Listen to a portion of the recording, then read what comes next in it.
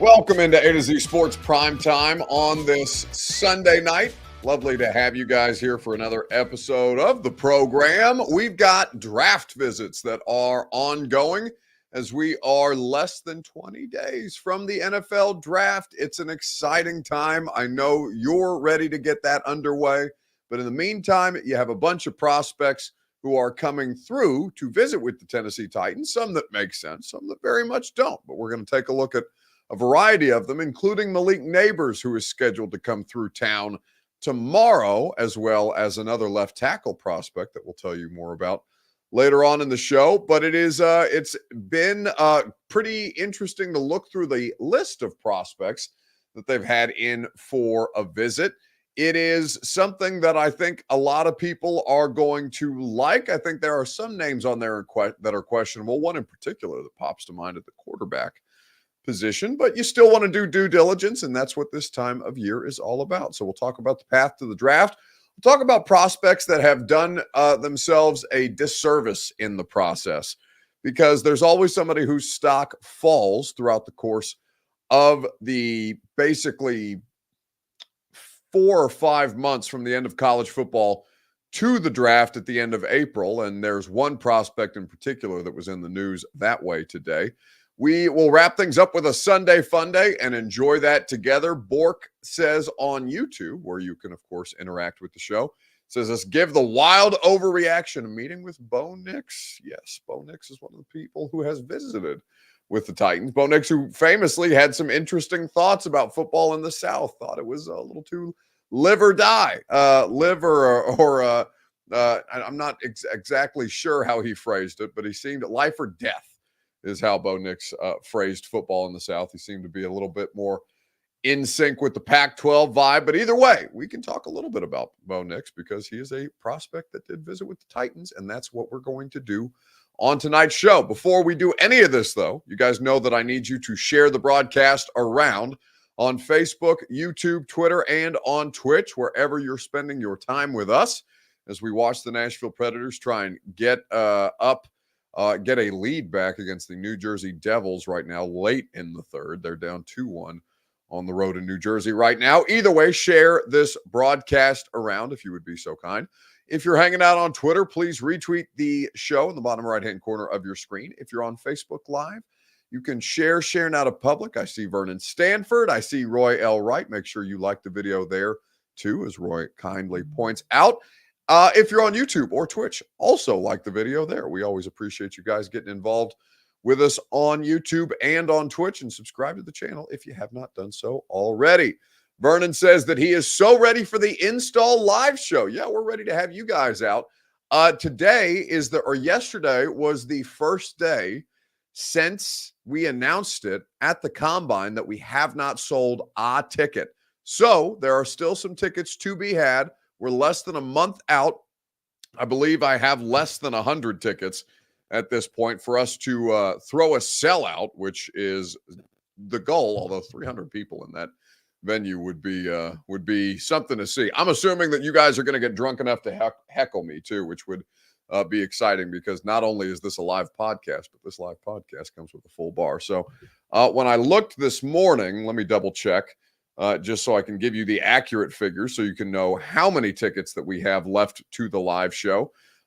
We have sold 106 people have already bought their tickets to the install, and we have 74 tickets remaining. So if you want to be in the house on May the 3rd, Bert will drop the Eventbrite link at some point throughout the course of the stream. It is Friday, May the 3rd, so we are less than a month away.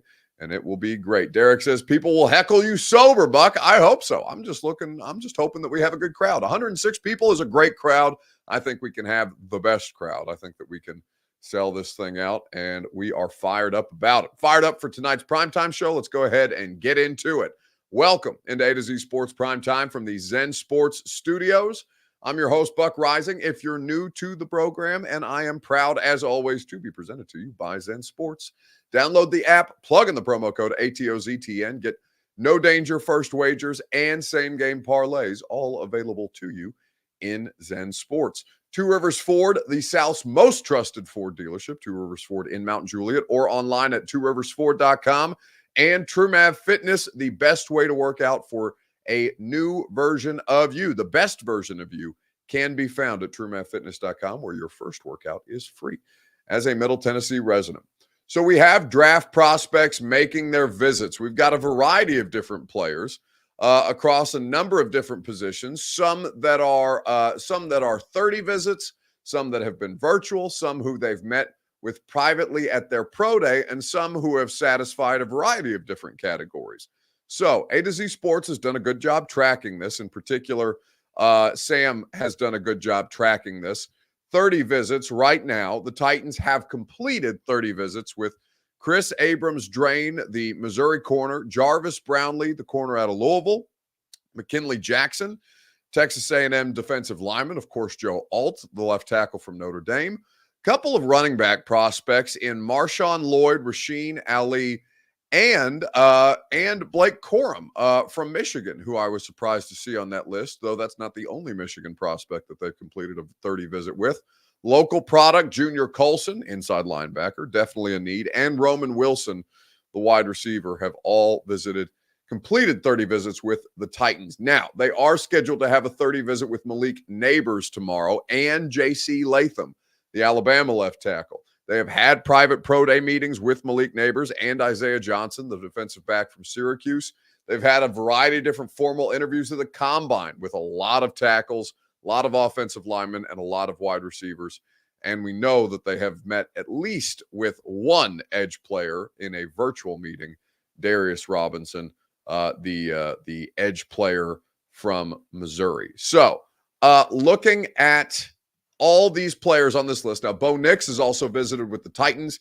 He is on that list as well. Of course, quarterback is not something that we're talking about this draft cycle, but you never know where Bo Nix could be sitting. And again, I mean, would it surprise me? Yes.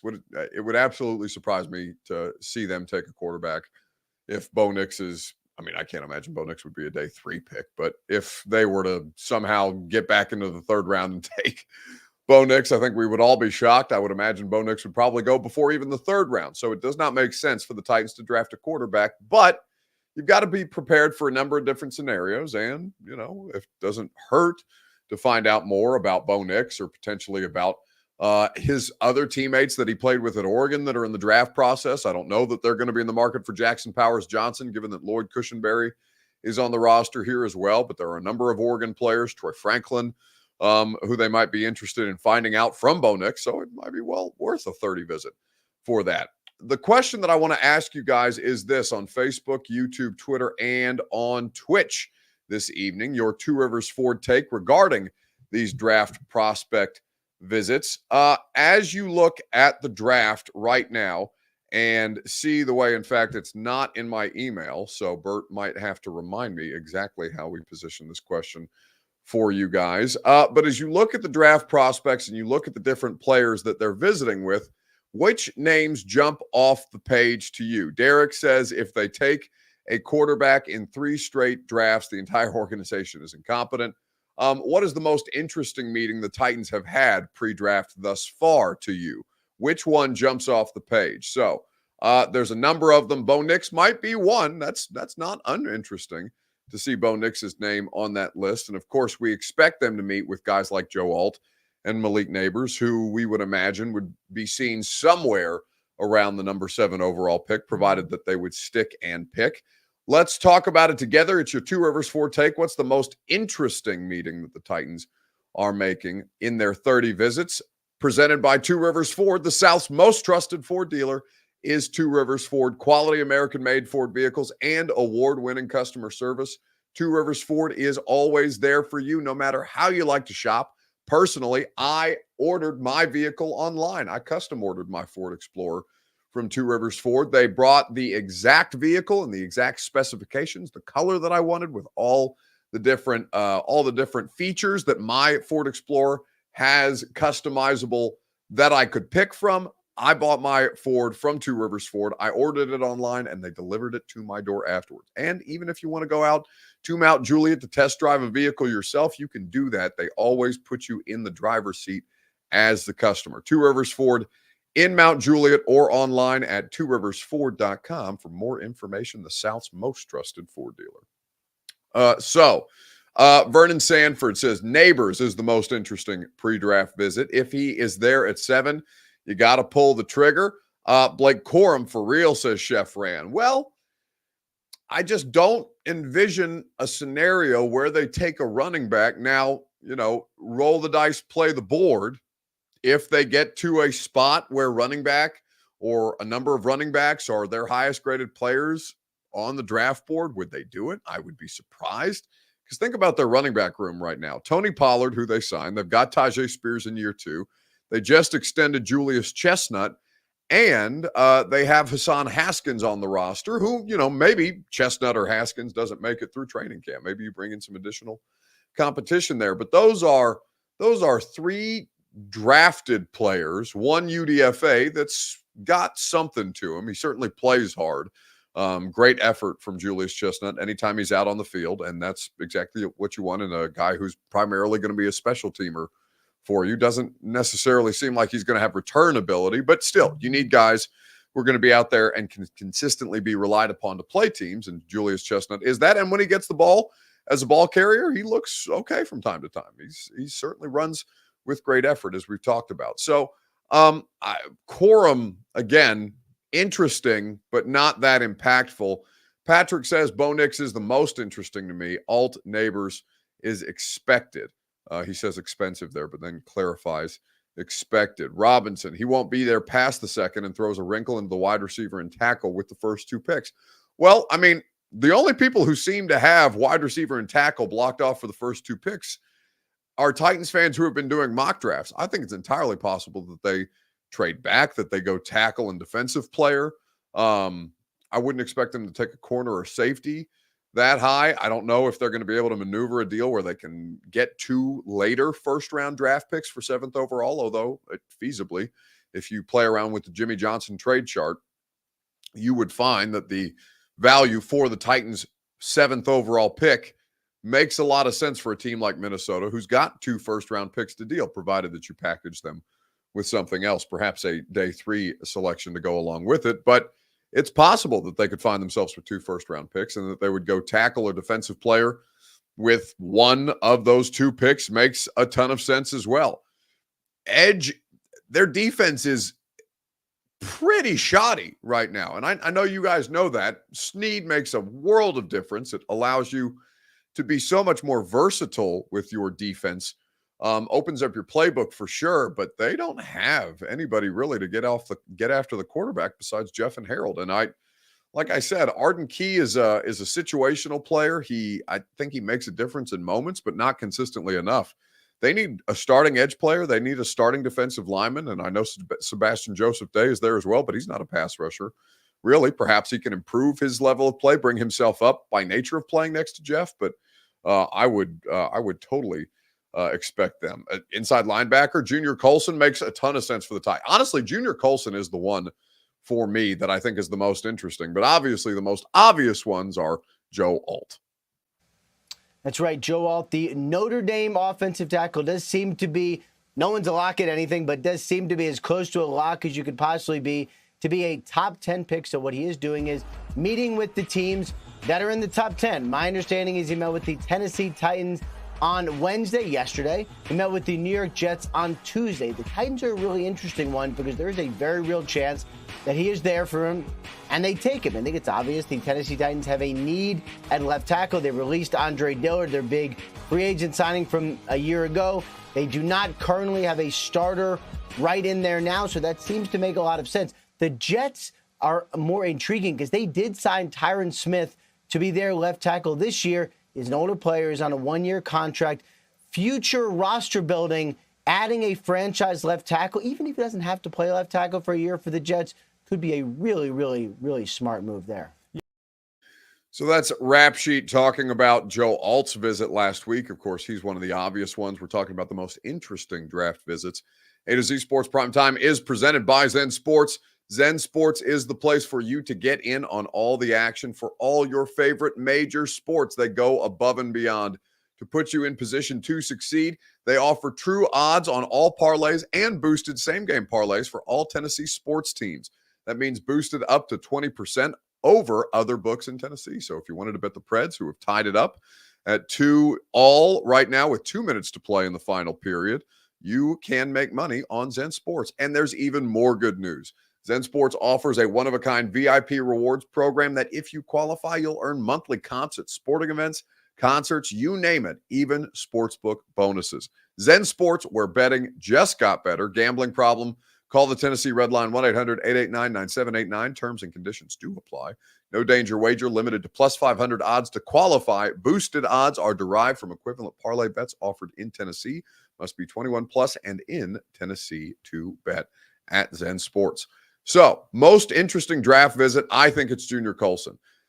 If there's a way for them to trade back and add an additional first-round pick, I think Junior Coulson is a first-round pick. I don't think there's any way that he slides out of the first round. He is the most athletically gifted inside linebacker. He's the best in space. He's the best coverage. He's the best one with coverage ability. He is somebody who is going to be a leader of the defense. He's a local product, so that doesn't hurt. Or at least he played his high school football around here. He is from, I want to say, if I remember correctly, he's originally from Haiti. If my memory serves, Haitian American football player. Yes, Junior Coulson. He's got a phenomenally interesting background and how he ended up playing high school football, Tennessee, and going on to play at a high level, and then obviously winning a championship with Michigan. Now moving on to the pros, where he'll be a first-round pick. He is somebody who makes a lot of sense. Eric Alonso says, I'm not sold on Alt. I mean, I don't know what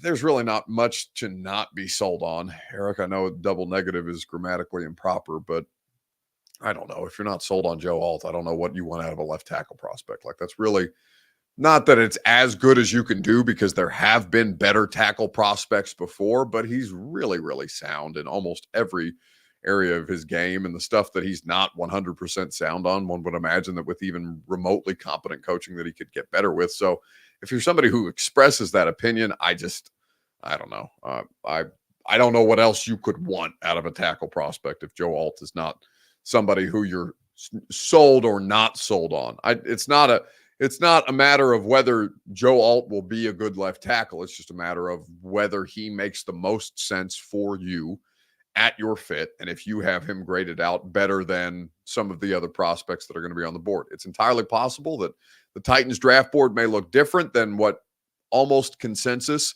seems to be. So that's not an unfair opinion for you to have. But if I don't know that the analysis of Joe Alt, who is 100% going to be a top 10 pick, the idea that you're not sold on him, I don't know what there is about his game that you would give you the opinion to not be sold on a consensus top 10 prospect, and arguably the best prospect at his position in this particular draft, which is very strong with tackles. But that's just me.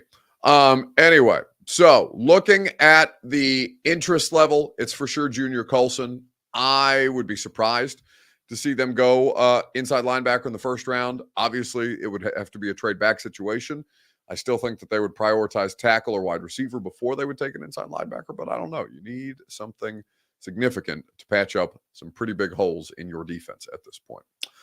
We are going to ask you the question about which draft prospect do you feel has hurt themselves the most in the 2 months, let's say 4 months since the college football season officially ended, since a champion was crowned. Which prospect has hurt themselves the most in the last couple of months? We'll talk about it together on Facebook, YouTube, Twitter, and Twitch. You guys can leave your answers there right after I remind you that the Primetime program is made possible by the Ashton Real Estate Group of RE/MAX Advantage. GaryAshton.com is where you go for your dream address without the stress. The intel edge you need to succeed can be found at GaryAshton.com, the official real estate agent of the Nashville Predators, who are trying to bounce back from a loss last night. Preds on the road, tied up against Jersey, seeing if they can't close this out strong. It's crazy that the Preds only have, counting tonight, they only have, this is at the end of the third period,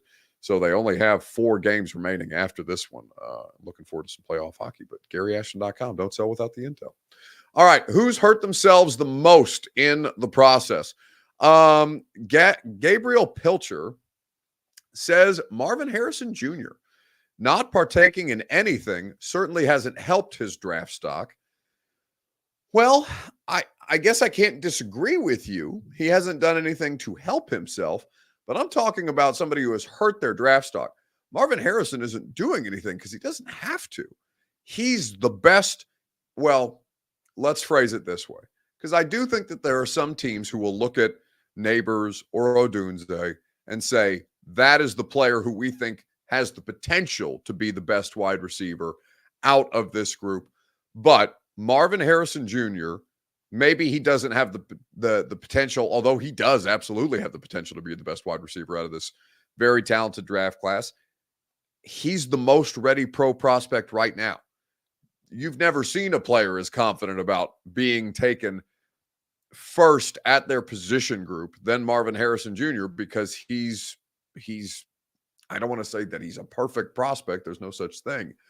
But he's as damn close to it as you come, especially for a wide receiver. So, no, he hasn't done anything, but he doesn't need to do anything, which is kind of the beauty of it for him. Maybe he hasn't helped himself inherently, but he hasn't hurt himself. And I think he's helped himself. Yeah. And honestly, Gabriel, I'd dispute that because he's had plenty of meetings and the meetings have gone fine. People aren't saying anything nasty about Marvin Harrison Jr. So I would actually disagree with your notion the more I think about it, because he's had virtual interviews. He's had in-person interviews. He's had combine interviews. He's met with people at the pro day. He just hasn't had to physically do any of the drills, which is fine. He has partaken in some of the stuff. It's just not the actual drills, which, I understand that you have a numerical value assigned for, and that those are the things that are that is part of the process to the evaluation, but also evaluating him is talking to him and getting to know him. And he's certainly been having conversations with all these teams and coaching staffs that have been coming through. All right. So, as we look at this, there is a report out from Tony Pauline about Malik Nabors, talking about red flags. Nabors is faster, more explosive. I don't know why Bert chose a picture of me to go with this Tony Pauline graphic, but it's a good picture of me, so I'm fine with it. He says, Tony Pauline, Nabors is faster, more explosive, and much better after the catch than Harrison. He's not the game-controlling wideout the Ohio State product is. Rather, he's a game breaker who can score from any point on the field. Like his quarterback, Jaden Daniels, Nabors has shown great improvement in his game the past year and a half and projects as a legitimate number one wideout. He also comes from a program that has produced great NFL receivers year after year. But there are red flags. The LSU junior is known as a high-maintenance prospect who may struggle in a big city. There are off-the-field questions Nabors has had to answer during the draft process, and teams must feel comfortable with those answers if they're going to invest an early draft pick and millions of dollars in his services. So that's super generic to me. The question is, what do you like least about the draft process? And this is what I like least about the draft process. I don't like there are certain red flags, but not getting any examples. It's possible, right? It's absolutely possible that Malik Nabors has something in his background or has had an off-the-field incident that hasn't been widely reported on. All of these things are possible for any of these prospects, right? From Caleb Williams on down to whomever Mr. Irrelevant might be. But I don't like, and I'll throw the report up again, just so you can get the words specifically from the person who's reporting it. So he says, but there are red flags. Known as a high-maintenance prospect. Okay, well, what does high maintenance mean? What is a specific example? Who may struggle in a big city based on what? I'm not sure. Again, I'm not disputing what Tony Pauline is reporting. I totally believe that somebody told him this. I struggle to put too much. I don't know. Too much.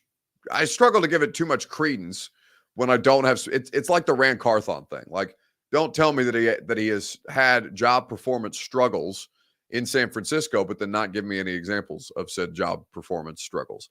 So, or job performance issues, whatever the phrasing by Greg Bedard was at the time. So he says, but there are red flags, high maintenance prospect, may struggle in a big city, off the field questions Nabors has had to answer during the draft process, doesn't give examples of what questions he's had to answer. And teams must feel comfortable with those answers, doesn't give examples of what he's answering if they're going to invest on an early draft pick and millions of dollars in his services. So, like I said, it could be a completely fair thing that Tony Pauline is hearing from multiple sources, but I don't know. I don't have the amount of vetting that or the amount of resources to vet these players the way that NFL franchises do. Of course, I don't have private investigators. I don't have former law enforcement people that I employ to go do background checks and things of that nature, and to go find more information, deep dive on information the way that the NFL teams will. But a lot of times they miss that kind of stuff too. So without examples, I don't know how much weight I want to give that, but it's something that we hear all the time this time of year. Bork says, was that Buck holding a PSL or vanilla latte in that photo? It's just plain black coffee. I'm a black coffee guy most days. Matt Stanley says it's the most douchey picture. That's because Matt can't pull off a turtleneck or a blazer that fly. So I apologize, Matt, for your bitterness about your inability to pull off said outfit. But yes, you may refer to that as douchey if you wish. Turtleneck and Top Gun shades. Those are a bit top. I don't love those sunglasses, but I have a couple of new pairs for this year. So I'm excited about it. But the turtleneck in Pittsburgh for a primetime game, I think that was Thursday Night Football. If you could get away with wearing something less warm than a turtleneck, then you're a braver person than I am. But I was warm. I was very comfortable, very cozy with my black coffee and my turtleneck, and watched the Titans lose a pretty ugly game to the Pittsburgh Steelers on Thursday night. Yeah, that's what it was. Ben Hall says the tweed sports jacket is incredible. I like the tweed sports jacket very much. I will accept Christian Tomas's criticism, which is a little bit of private investigator vibes there. Yeah, but I don't know. Private investigators are kind of dingy people, right? You ever seen True Detective? And I know those guys are working, as a part of, I can't remember if they're like major crimes or something like that. But like a lot of time PIs are wearing, more comfortable clothes, not a turtleneck and a tweed sports coat. Anyway, we don't have to hone in too much on the fashion choices, though. I am excited. I do. You want to talk about things that are douchey? I do have a meeting about my upcoming football season outfits coming up on April the 16th. As a matter of fact, I just put that in my calendar. A happy hour, mother's ruin to go plan out my football season outfits with the two ladies at Style Concierge that helped me put those together, because God knows I'm not capable of dressing myself that well. Either way, yes, Bert has his. It's not Liberace. Who is this, Bert? Come on camera and tell people who this is that you photoshopped. Yes, get on camera right now. Don't shake your head no at me, or I will put you in this camera shot myself. Damn it, do it. You're going to make me do this? I don't know who this is. You're going to have to explain yourself. It is Liberace. It's Liberace. Damn it. Bert thinks he's so clever with his Photoshop abilities. It's funny because I did send Bert a picture that does resemble this very much. I was at a wedding in Los Angeles a couple of weeks ago.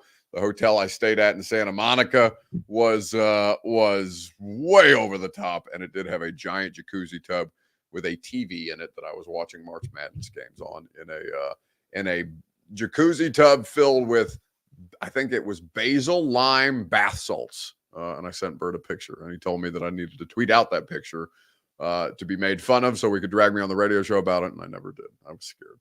Anyway. Sunday Funday. Speaking of vibes that are high, what gave you the good vibes on this Sunday or from this sports weekend? Let me know in the comments on Facebook, YouTube, Twitter, and Twitch. We will get into it together. Frank Moe says, just get TD to help you out. The man stay fresh. It is 100% so. No matter what, even if Tron, here's the thing, okay? Because I didn't always used to pay a stylist to help me with my football season outfits. But Tehran has always been very, very helpful with helping me pick out jackets and stuff like that. TD is the only reason that I look like I have any semblance of style whatsoever. But the way that Tehran is able to, in his mind's eye, coordinate different color shoes with pants and a jacket that you wouldn't think would make sense, but he makes it make perfect sense. It's something that I'm very envious of. I don't know how. I don't have that gift. I don't. I'm fortunate. I have a lot of gifts in my life. I have a lot of things that I'm good at. That is not one of them. That is something that I have to pay for. Anyway, what in sports gave you the good vibes this week? And not the picture of me in a bathtub, but something else. Facebook, YouTube, Twitter, and Twitch. We'll talk about it together right after I remind you that the way to feel good physically is TruMATFitness.com. They will give you your first workout free. As a Middle Tennessee resident, they'll go above and beyond with their group fitness classes, with their personal training. If you just want to sign up for a membership and work out at your own pace, they have an excellent facility too. TruMATFitness.com is where you go for the best facility, the best workout, a new way to work out here in Middle Tennessee. TruMATFitness.com for more information. I'll tell you what gave me the good vibes. South Carolina dominating in the national championship earlier today. They outlast Iowa and Caitlin Clark, which has been one of the biggest phenomenons, if not the biggest phenomenon this season in women's college basketball. But at the end of the day, greatness gets it done, and South Carolina, as a program, undefeated to close out their season, is absolutely exceptional. To their credit, to Dawn Staley's credit, to Camila Cardoso's credit, all those girls and their coaching staff and their program people who made that possible. Really, really cool to see today. Come out of Philly. We don't see these tears from you often. Why tonight?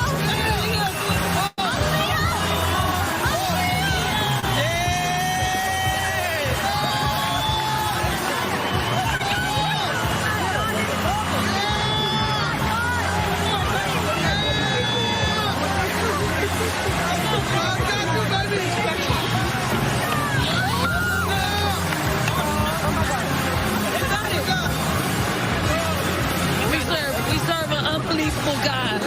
We serve uncommon favor. Uncommon favor.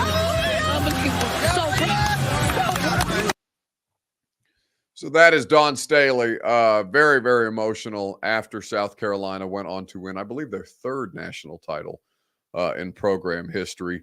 She's the best coach in women's college basketball in a sport that is jam-packed with quality coaches right now. Between Gino, what you have in UConn, forgive me, I'm blanking on the UConn coach's name right now. No, I'm sorry, Gino Auriemma, obviously the coach of UConn, in Dawn Staley, even Kim Mulkey, who I know people have strong opinions about Kim Mulkey, but she is a phenomenal basketball coach. The way that she got LSU eliminated by leaving that poor girl on Caitlin Clark the entire time and not switching her off was probably not the best coaching moment, but still really, really quality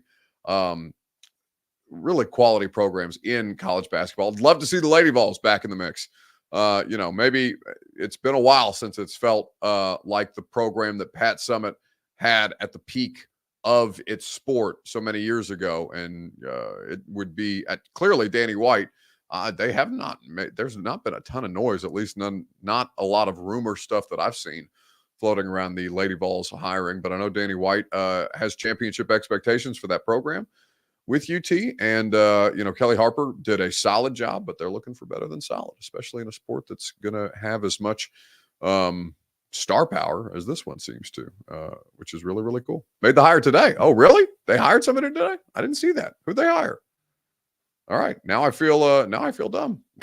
Okay. I'm going to look up who the Lady Vols hired. I'll probably have to talk about that on the radio show tomorrow morning from 10 to 1 on 104.5 The Zone. So apologies. I'm a little late on the news on that, but we'll catch you up with the latest. I'll get myself up to date, and then we'll talk about it tomorrow from 10 to 1. We'll recap the Preds. We'll get you ready for another week of the pre-draft process. Big visits for the Titans tomorrow. Malik Nabors and J.C. Latham, the left tackle from Alabama. So we'll keep you updated on that. Have a great rest of your evening, and I will see you tomorrow morning at 10 a.m. on 104.5 The Zone.